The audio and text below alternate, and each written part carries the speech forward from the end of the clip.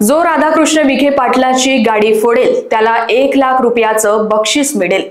राज्याचे कॅबिनेट मंत्री राधाकृष्ण विखे पाटील यांनी शेतकऱ्यांच्या कर्जमाफी संदर्भात एक वादग्रस्त वक्तव्य केलं होतं। या वक्तव्यानंतर प्रहार संघटनेचे अध्यक्ष बच्चू कडू आक्रमक झाले आहेत। जो राधाकृष्ण विखे पाटील यांची गाडी फोडेल त्याला 1 लाख रुपयाचे माझ्याकडून बक्षीस दिले जाईल, अशी थेट घोषणा बच्चू कडू यांनी केली। मला जर विखे पाटलाची गाडी दिसली तर मी स्वतः त्याची गाडी फोडणार, असा इशारा देखील बच्चू कडू यांनी केला। मंत्री आहे आणि तुम्ही अशा पद्धतीने बोलत असेल, नाव राधाकृष्ण ठेवायचं आणि कृत्य मात्र कंसाची करत असेल तर हे कंसाची औलाद हाकलून काढा त्या पार्टीतून। तुम्ही तुमच्या मुख्यमंत्र्याला शेऱ्याला लागले का? फडणवीस साहेब एका इकडे कर्जमाफीची घोषणा करतं, तारीख देतं आणि हे वाचाडवीर मंत्री महोदय सांगतं का कर्जमाफी किती डाव द्यायची, काय करायचं, किती डाव लुटायचं तुम्ही त्याचं ठरलं नाही पाहिजे?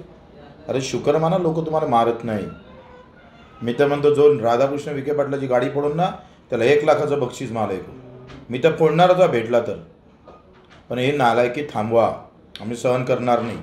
11,000 रुपये क्विंटलच्या भावाची शिफारस केली राज्य सरकारनं कापसाची आणि मोदी सरकारनं जाहीर केले 8,000 रुपये। लाज वाटते? सोयाबीन 2,000 विकावं लागतं, तुम्ही कापूस आयात केला। धानाले भाव नाही, कापसाले भाव नाही, तुरीले भाव नाही, केळीले भाव नाही, संत्राले भाव नाही। संत्रा पहा काय असतं, काय हाल आहे। तर मुख्यमंत्री आमच्या ढुंगणाखाली पाशी जवळ राहतं आणि रोज संत्र्याचे बगीचे तुटते। एक साधी व्हिजिट, एखादा शब्द मुख्यमंत्र्याच्या तोंडातून काहीच नाही। कापूसवाला मेला, कांदावाला मेला, द्राक्षवाला मेला। कोण आहे जिवंत व्यवस्थित सांगा आम्हाला?